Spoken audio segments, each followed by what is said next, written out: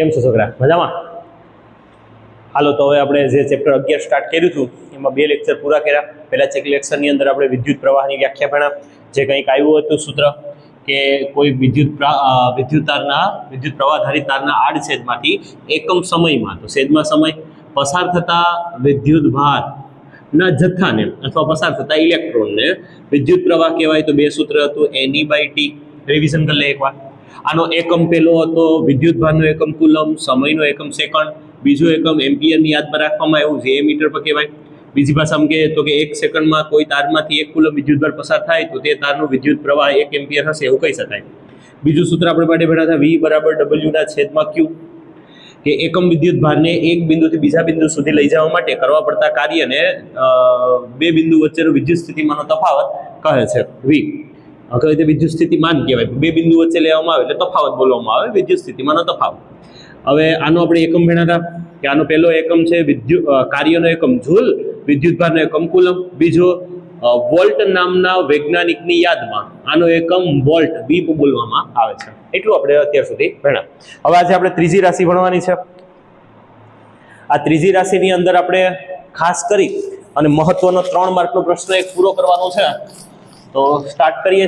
પ્રશ્ન નંબર આપણા માટે પ્રથમ લેખિત પ્રશ્ન નંબર 1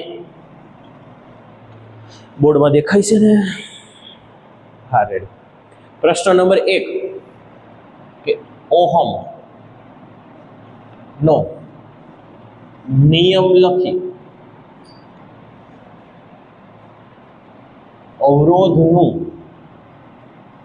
સૂત્ર તારવો. 3 ગુણ. માં ઘણી વખત પરીક્ષામાં પૂછાયેલો પ્રશ્ન છે, તો ધ્યાન દેજો. ઓહમનો નિયમ શું કહે છે? ઓહમ નામના વૈજ્ઞાનિકે શું નોટિસ કર્યું? પહેલા આપણે સમજી લઈએ, ગ્રાફ બનીએ એનો. હવે ઓહમ નામના વૈજ્ઞાનિકે માન લો કે કોઈ એક યંત્ર ઉપર પ્રયોગ કરતા હતા. ધારો કે કોઈ એક યંત્ર હતું જેના વિદ્યુત પ્રવાહ I અને V એની પાસે મૂલ્ય હતા. કે ભાઈ એક મશીન છે જેને અત્યારે હાલમાં 100 વોલ્ટ આપવામાં આવે છે, એ સમયે એનો વિદ્યુત પ્રવાહ 2 એમ્પિયર છે, ધારો કે. પ્રથમ પરિસ્થિતિમાં હવે અચાનક જ ઓવરલોડ થયો. ઓવરલોડ થવું એટલે પાવર વધો. પાવર વધ્યો અને જે 100 વોલ્ટ હતા એની જગ્યાએ પાવર થઈ ગયા 200 વોલ્ટ. તો ઓહમે શું નોંધ્યું કે જઈએ કોઈ એક વસ્તુના વિદ્યુત સ્થિતિમાનમાં વધારો થાય તો થયો છે વિદ્યુત સ્થિતિમાનના તફાવતમાં જો 2 અલગ અલગ રાશિ છે. આ શું છે? તો એકમ સમય પસાર થતા ઇલેક્ટ્રોનની સંખ્યા છે, આ સંખ્યા દર્શાવે. આ શું છે? તો એક બિંદુથી બીજા બિંદુ સુધી લઈ જતા વિદ્યુતભારને કરવો પડતો કાર્ય છે, એમ આ કાર્ય દર્શાવે છે. તો 2 અલગ અલગ રાશિ છે પણ 2 વચ્ચે એક આંતર સંબંધ છે. આંતર સંબંધ દર્શાવતા સૂત્રને જ ઓહમનો નિયમ કહે છે. આવો પ્રશ્ન થઈ શકે કે વિદ્યુત પ્રવાહ અને વિદ્યુત સ્થિતિમાનનો તફાવત વચ્ચે આંતર સંબંધ દર્શાવતું સૂત્ર આપો, તો એ ઓહમનો નિયમ થાય. ભાઈ ધ્યાન રાખજો. તો ઓહમે શું જોયું કે 100 વોલ્ટ, જ્યારે પાવર 100 વોલ્ટ હતો, હવેમાંથી 200 વોલ્ટ થયો, તો ઓટોમેટિક જ વિદ્યુત પ્રવાહ 4 એમ્પિયર થઈ ગયું બીજી પરિસ્થિતિમાં. હવે ઓહમે ચોખ્ખું જોયું કે ભાઈ ખાલી વોલ્ટેજમાં ફેરફાર થાય છે અને વિદ્યુત પ્રવાહમાં એની રીતે ફેરફાર થઈ ગયો છે. તો હવે એ શું કર્યું કે વોલ્ટેજને અસ્તા ડબલ કરી દીધા. ધારો કે 400 વોલ્ટ કરી દીધા. તો એને શું જોયું કે ઓટોમેટિક એમ્પિયર 4 હતા તો એના પર ડબલ થઈ ગયા, 8 એમ્પિયર થયા. એટલે ઓહમે પછી ચોથી પરિસ્થિતિની અંદર એવું કર્યું કે ફક્ત વધારામાં થાય કે ઘટાડામાં જોવા હાટું આને ચોથા ભાગના કરી નાખ્યા, મતલબ પાછા 100 વોલ્ટ કરી નાખ્યા. તો આ પણ ચોથા ભાગના થઈ ગયા, મતલબ 4 વડે ભાગો એટલે પાછા 2 એમ્પિયર થઈ ગયા. આનાથી એક વસ્તુ ઓહમે નોટિસ કરી કે જેમ જેમ માન લો ગ્રાફ દોરું, V વિરુદ્ધ I નો વિદ્યુત સ્થિતિમાન તફાવત છે, વિદ્યુત પ્રવાહ નો ગ્રાફ દોરવામાં આવે તો જેમ જેમ મૂલ્ય, માન લો આ 2 એમ્પિયર છે, આ 4 એમ્પિયર છે, આ 6 એમ્પિયર છે, આ 8 એમ્પિયર છે, આ 100 છે, આ 200 છે, આ 300 છે, આ 400 છે. તો હું આમાં જોવા મળ્યું કે જ્યારે 2 એમ્પિયર ત્યારે 100 ઓહમ, પછી 4 એમ્પિયર તો 200. તો કંઈક આવો ગ્રાફ મળે છે, સીધો ગ્રાફ, કે જેમ જેમ વિદ્યુત પ્રવાહમાં વધારો થાય તો V પર વધે, V ઘટે તો I પર ઘટે. આ સમપ્રમાણતાનો સંબંધ દર્શાવે છે કે વિદ્યુત સ્થિતિમાનનો તફાવત અને વિદ્યુત પ્રવાહ વચ્ચે સમપ્રમાણતાનો સંબંધ હોય છે. એકમાં ફેરફાર કરતા બીજામાં ઓટોમેટિક ફેરફાર થાય છે. તો V અને I વચ્ચેનો સંબંધ દર્શાવતા સૂત્રને ઓહમનું સૂત્ર કહે છે. તો આપણે પહેલા આ સૂત્રને લેખિત સ્વરૂપમાં લખવાનું છે, તો પરફેક્ટ રીતે લખવાની ટ્રાય કરીએ. ડસ્ટર ભાઈ લાપતા છે.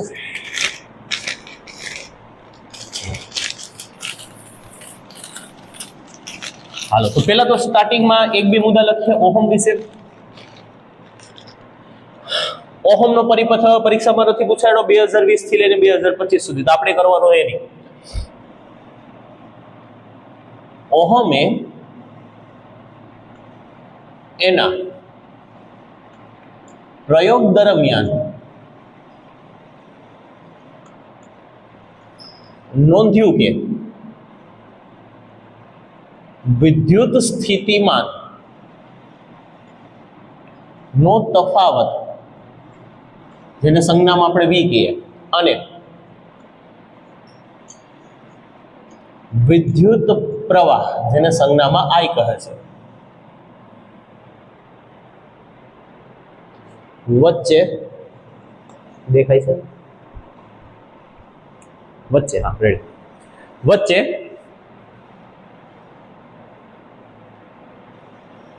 કંઈક સંબંધ છે.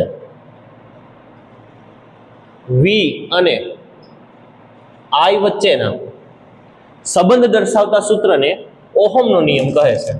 વી અને આઈ વચ્ચે સંબંધ દર્શાવતા સૂત્રને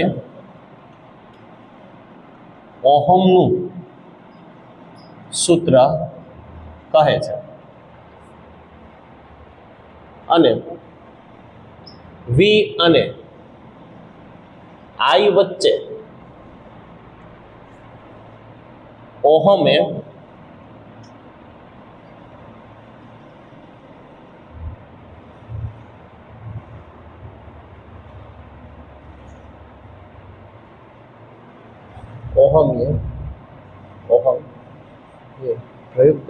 ઓહમીય વી અને આઈ વચ્ચે ઓહમ એ સમ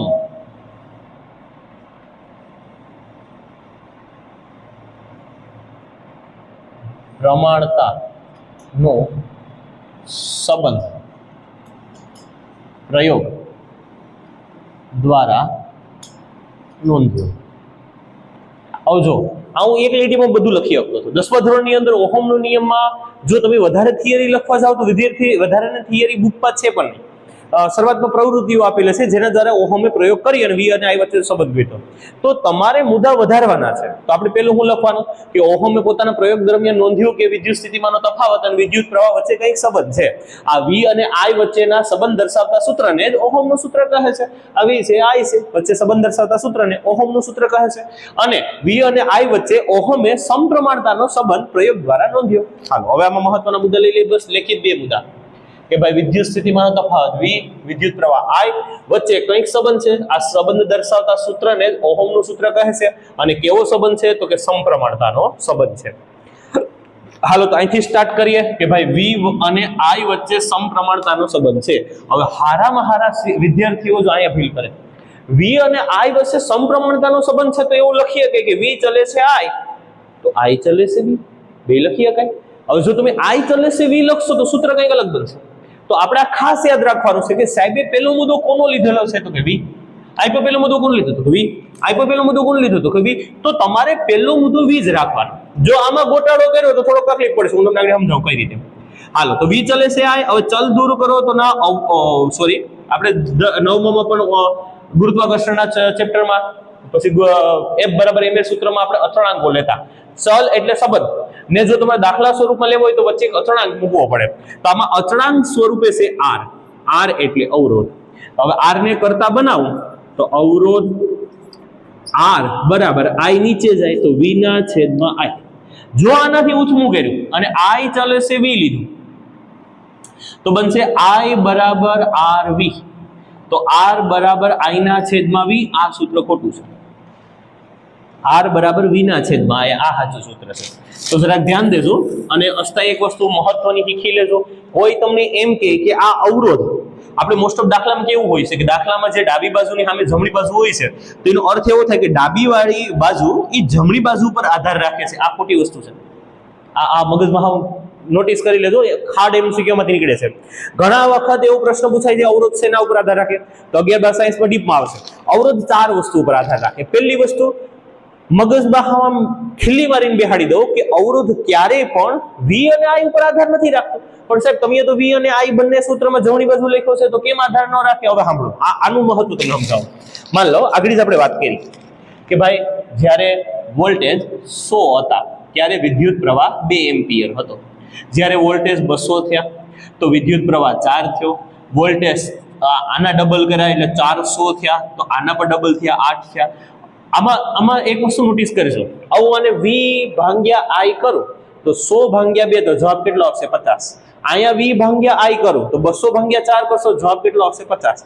અહીંયા v ભાગ્યા i કરું તો આનો અર્થ શું થાય? 400 ભાગ્યા 8, 8 પંચા 40, તો જવાબ કેટલો આવશે? 50. આનાથી એક વસ્તુ શું શીખવા મળી કે v અને i ના ભાગાકારથી જે તમને અવરોધ મળે છે એને અચળાંક એમ બોલાય કે આ અચળ સંખ્યા મળે, આ કોઈ દિવસ ન બદલે. જો તમે વોલ્ટેજમાં ફેરફાર કરશો વધારાનો તો આમાં થાય વધારો, તો જેટલો આમાં 2 ગણો વધારે થયો તો આમાં 2 ગણો ભાગાકાર થઈને પાછો અવરોધ તમને હતો ય નહીં મળ્યો. જોઈ લો અહીંયા મેં ડબલ કર્યો તો અહીંયા પણ ડબલ થયો તો અવરોધ તો મને 50 ને 50 રહ્યો. આ પાછો ડબલ કર્યો તો અવરોધ મને 50 ને 50 રહ્યો. એટલે કહેવાનો ભાવાર્થ એટલો છે કે v અને i માં ફેરફાર કરતા r માં ફેરફાર થતો નથી. આ ખાસ ધ્યાન રાખજો. તો r માં શેના ઉપર ફેરફાર થાય?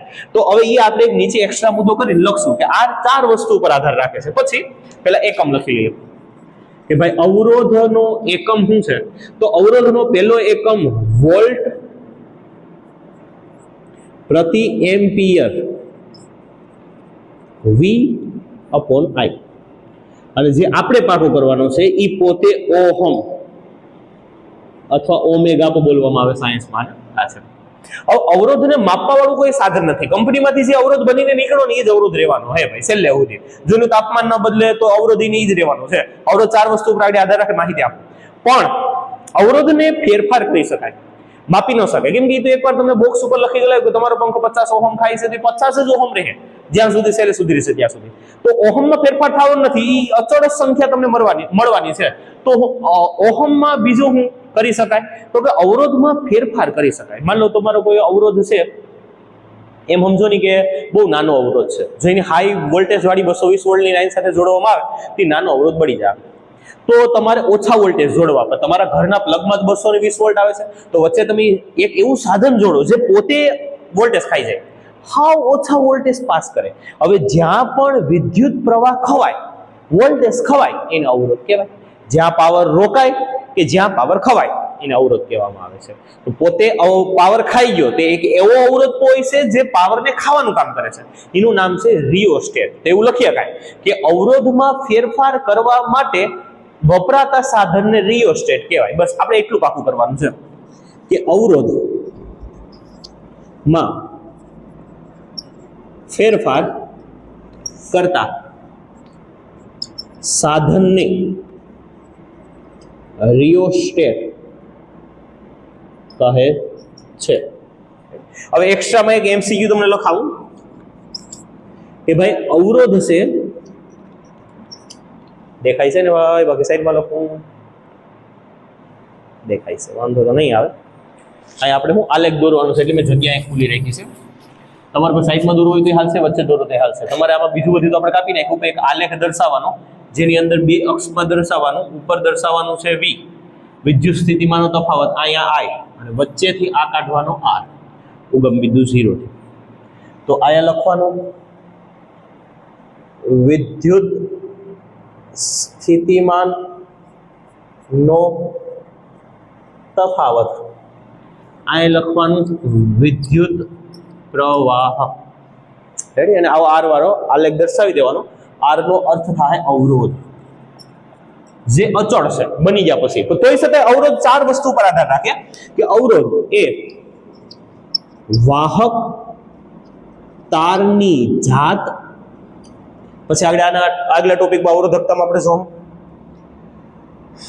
લંબાઈ, ક્ષેત્રફળ, ન દેખાય તો હું બોલું એમાંથી લખી લેશું, અને સાયન્સમાં આવશે તાપમાન પર આધાર રાખે છે.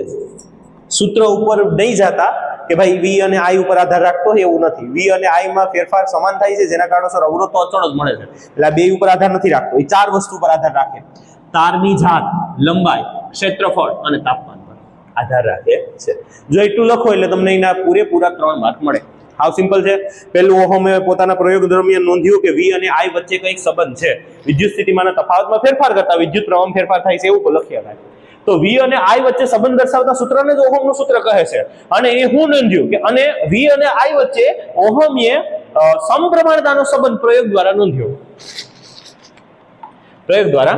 તો સમપ્રમાણતા લખીએ તો V પેલો, પછી I તો કે સમપ્રમાણમાં I. ચલ કાઢો, બરાબર મૂકો તો અવરોધ અચળાંક તરીકે R મૂકો. R એટલે અવરોધ કરતા બનાવો તો I છેદમાં આવે તો V ના છેદમાં I.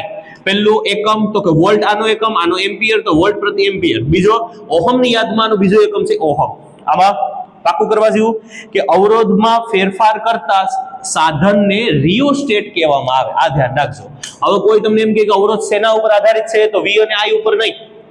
અવરોધ શેના ઉપર આધારિત છે તો કે અવરોધ વાહક તારની જાત, લંબાઈ, ક્ષેત્રફળ અને તાપમાન ઉપર આધાર રાખે છે. આપણે બીજા સૂત્ર જોયું કે I બરાબર Q ના છેદમાં T, તો એ બંને ઉપર વિદ્યુત પ્રવાહ આધાર રાખે, સમય પર પણ આધાર રાખે અને Q ઉપર પણ આધાર રાખે. પણ આમાં સૂત્રમાં આવું કંઈ નથી. R અચળાંક છે. અચળાંક એટલે જેનું મૂલ્ય ન બદલતું હોય. તો V અને I ગમે એવા ન બદલે, R સમાન જ રહે. આ બે ઉપર આધાર રાખે નહીં. જો આમાંથી કોઈ ફરે તો ફરે અવરોધ, બાકી કોઈ નહીં. એક પંખાની અંદર તમે કોપરનો તાર લીધો છે તેનો અવરોધ અલગ હશે, એલ્યુમિનિયમ તાર લીધું તો અવરોધ અલગ હશે, તારની જાત. એકમાં તમે લંબાઈ વધારે તારની લીધી છે તો અવરોધ અલગ હશે, અને ઓછી લંબાઈમાં અવરોધ અલગ હશે. તમે જાડો તાર લીધો છે તેનો અવરોધ અલગ હશે, પાતળા તારનો અવરોધ અલગ હશે. તમે કેવા તાપમાનમાં તમારો પંખો ફિટ કર્યો છે, ઠંડા તાપમાનમાં કે ગરમ તાપમાનમાં, એના ઉપર એના અવરોધ નક્કી થશે. પણ V અને I ઉપર આધાર રાખતો નથી. લખી લો એકવાર, સ્ક્રીનશોટ લઈ લો. હાલો આની સાથે એક છેલ્લી રાશિ પર પૂરી કરીએ, અવરોધકતા.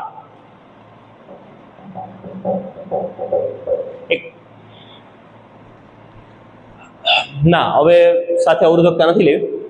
એક એક્સ્ટ્રા લેક્ચર બનાવી દો, નાના નાના વિડીયો રાખીએ તો હમું રહે ભણવામાં. એમાં તો અવરોધકતામાં થોડુંક ડીપમાં આપણે જાણવું પડશે, કેમ કે એક કોષ્ટક આપણે પૂરું કરવાનું છે કે અવરોધકતા વધતા કેવા ફેરફાર થાય છે તારમાં, વાહકતામાં. કેમ કે અવરોધકતાને પણ સાયન્સમાં અલગ સિમ્બોલ વડે દર્શાવવામાં આવે છે અને રો વડે વાહકતાને પણ દર્શાવવામાં આવે છે. તો આપણે એના સિમ્બોલ પછી શીખશું, પણ અત્યારે આપણે એનું બેની વચ્ચેનું મહત્વ શીખી જાય, અવરોધકતા અને વાહકતા કેને કહેવાય. તો એના માટે એક અલગ લેક્ચર બનાવશું. આજના લેક્ચરમાં એટલું જ. નવું લેક્ચર સ્ટાર્ટ કરીએ જેની અંદર અવરોધકતા આજે શરૂ કરીએ, પણ ટૂંકમાં એક કટકો કરી નાખીએ એટલે તમને ભણવામાં હમું રહે. બસ આ છેલ્લી રાશિ છે અવરોધકતા. લેખિતકામાં અહીંયા પૂરું થયું. તમારે એક સૂત્ર યાદ રહી ગયું કે R બરાબર V ના છેદમાં I એટલે તમારું કામ પૂરું, અથવા V બરાબર IR, આ બે ઓહમના સૂત્ર છે તો તમારું કામ પૂરું થઈ ગયું. હવે જે આવશે અવરોધકતા MCQ માટેની રાશિ છે. હાલો સ્ક્રીનશોટ લઈ લો એકવાર. હાલો આવતા લેક્ચરમાં મળીએ. અસ્તુ, જય ભગવાન.